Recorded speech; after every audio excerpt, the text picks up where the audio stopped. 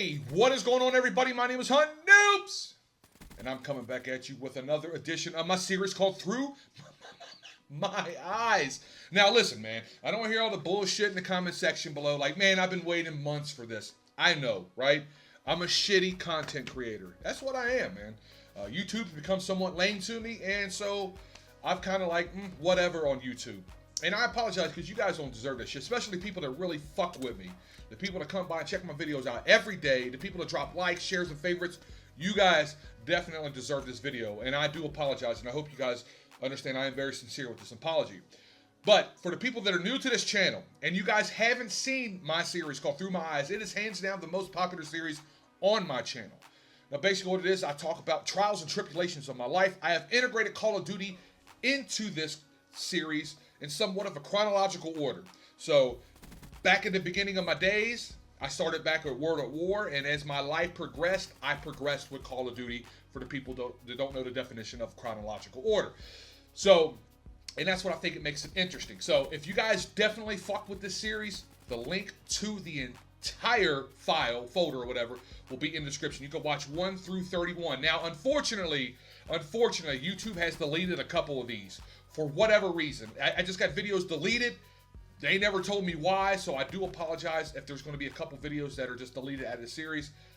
It is what it is, man. They're gone forever, and it really sucks because in my heart, I don't think I did anything wrong. But what I probably did was threw a couple extra tags in there, back when it was bad. I don't do it anymore because obviously I don't want to lose my videos. So all you have to do is go check that folder out, the file, whatever. It will be in the description below. Or you can check out the last video, which I'll throw an annotation up on the screen right now. I don't know why I made a sound for that. And you can piggyback all the way back down if you like, but it's easier to go to the folder. So, as always, guys, I ended on a juicy note.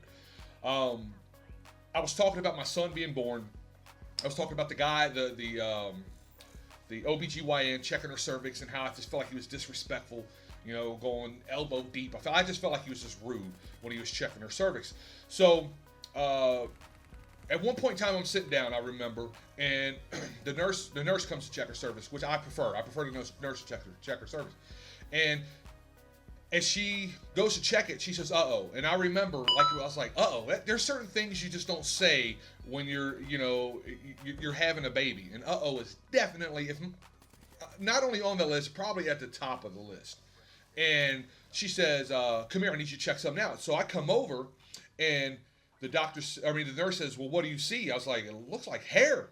And she's like, "Exactly." She hits this button, and all of a sudden, this noise, like an emergency. So I'm freaking the fuck out, like, what's going on? She's like, "She's having this baby right now, honey." So I'm like, "Oh, shit." So I back up. All the nurses come running in. She looks at my wife, says, "Don't sneeze, don't fart, don't cough, don't do anything." And I'm like, "Well, this is really going down, man. My son's about to be born." So I'm just sitting back like, "Oh, this is crazy." So the doctor comes in, and he didn't even have a chance to get a suit on. Like, literally come in with his tie and his shirt, whatever, and his suit jacket or whatever. He took the suit jacket off, and he gets down there, and he said, "Okay, come on, push." And bam, he's out. My son Alex is born, man. And it was the most beautiful sight that I've ever seen, man. And yes, I was emotional. For me, it's something very special. I grew up with shitty parents, so now I was able to change that cycle, and I knew it was starting right there that day. That was the beginning of change. And I'll never forget never forget the story, because as my son was being delivered, he come out and his little pecker was in the air, and he's pissing everywhere, and he's pissing all over the fucking doctor. Like, "Motherfucker, you poked me in my fucking eye, my rib cage. Now hold on this, dude." And I ain't gonna lie to you, I was over in the back door like, "Oh, that's my boy. Piss on that motherfucker." I want to pull my dick out and piss on him too. And like I said, man, it was very beautiful. It was a pretty awesome moment. I look at my wife; she looked as beautiful as you possibly could having a baby. I looked down at that vagina, and that motherfucker looked like somebody beat the brakes off of it, son.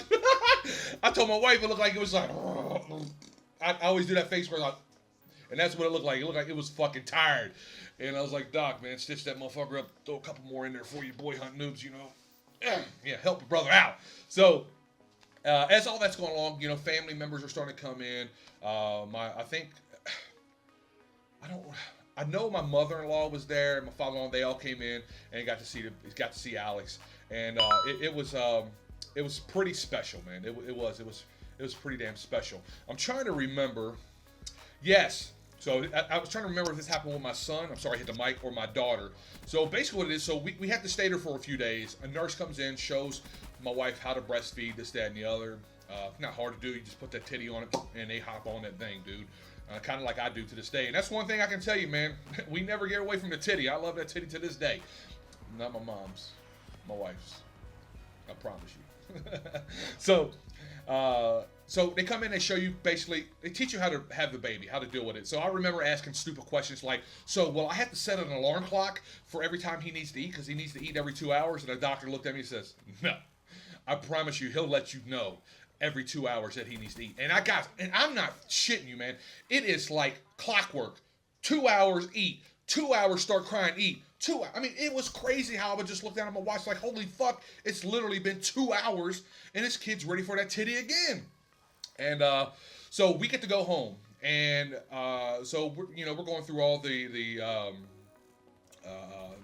being new parents and whatnot, things of that nature. I already told you a story. I went to learn about the CPR class, this, that, and the other. And as we were sitting there, I remember my wife having these severe headaches. Like, they were just really, really bad. So it just got to the point where she could breastfeed and nothing else, man. Like, she would just lay down and just in miserable pain. So we took her back into the doctor, and they had to they checked her out. And apparently, when you do an epidural, so the dural is what they're going into, and the ep is the outside, so they're going outside the dural, and I think that's what it is. I might explain it wrong, but that's kind of the concept. And that's where they inject it out. Well, unfortunately, they went too far into the dural or to the epi, whatever it is, and spinal fluid was leaking out. And that's what was causing these migraines. So what they have to do is do a blood patch. So they have to take blood from her thigh and a big ass needle and put it into her back and put blood in there, and it basically just seals it up. And that's what they had to do. And I kid you not, when they did it to my wife, it was instantaneously, the headache gone. And she's like, oh my God, that was a miracle. So anyways, my son's moving along. He's going through the normal kid-like stuff. And one of my favorite things I do remember about him is his pacifiers. We called him in Spanish chupete. And he would have his pacifier. And he had like 5 of these fucking things, man. They had the clips and everything on it. But I tell you what, man, you can never have enough pacifiers. These kids will lose anything. So as he would go around with his pacifier, and he would just take it, and he'll try one. And didn't like it, he'll throw it, take it, try another one, and throw it, and then finally take the one that he likes. It keeps like, it was the funniest shit, man. Like, how he would just operate with this, how he was getting older, how he picked his chupete. So, and he's growing along, man, and his first Christmas is coming up. So we're skipping from May up to Christmas right about now. And I invited my mother, my father, and when my mom kicked me out, I invited the lady that took me in, Hope. And I told them all, I said, listen, I understand nobody gets along. Well, Hope doesn't care, but my mom and dad, they don't get along. I said, listen, you guys got to suck this shit up, though. This is for Alex. This is for my son, man. I want to have a Christmas dinner with family. I want you guys to be there. I want you guys to take part in it. So my mom comes, and I remember my wife coming down the stairs. And now, meaning, I forgot to tell you guys, during this whole time, my mom was only contacted maybe once or twice in like 7 months to see how my son's doing. And my wife is furious about this, as she has every right to be. So I remember that my wife was coming down the stairs, and as my wife was coming down the stairs, my mom says, here, let me have my baby. And my wife said, you mean my baby? Your grandson that you haven't called in 2 months for? Or 3-4 months for? And I was like, holy shit. My mom's a firecracker. She's Latina. My wife is Latina. This is about to get busy up in here. And I'm going to tell you right now, I know it's my mother-in-law. I think I'm going over this video, but fuck it, we're telling the story right now. I know it's my mother-in-law, but nobody is going to touch my wife. Nobody. Nobody put their hands on front of my wife. To this day, if my wife got into it with a woman, it can't happen in front of me. Listen, I'm going to knock that bitch out. And you guys can call it whatever you want to call it. But ain't a man or a woman, a child, I don't give a fuck. Ain't nobody touching my wife in front of me. I don't give a fuck if they're 12. I'm going to smack the fuck out of them. And that's just how I feel. So I'm thinking in my head, man, I hope my mom don't get crazy, because I'm about to snatch her up off of my old lady. It ain't happening like that. So my wife walks in the other room with Alex, and my mom looks at me, and I'm just like, what's about to go down? Hope everybody's just kind of got this crazy look on their face. And My wife said, you need to check her. And I'm just like, check her for what? If that bitch ever says anything like that again, we're going to have problems. And I'm thinking in my head, whoa. You just called my old lady a bitch? So I look over at her boyfriend at the time.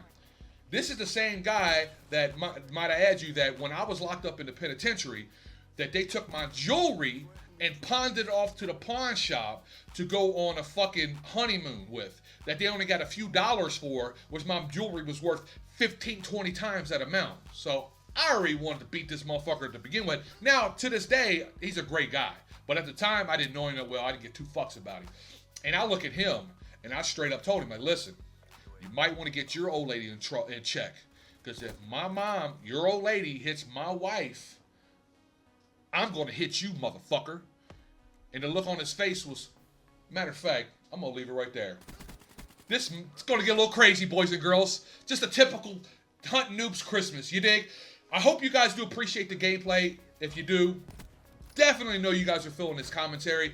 I ended it on somewhat of a juicy note. It's going to be harder to find cliffhangers because it's real life. I'm not in the penitentiary anymore, so, to find those cliffhangers is going to be tough.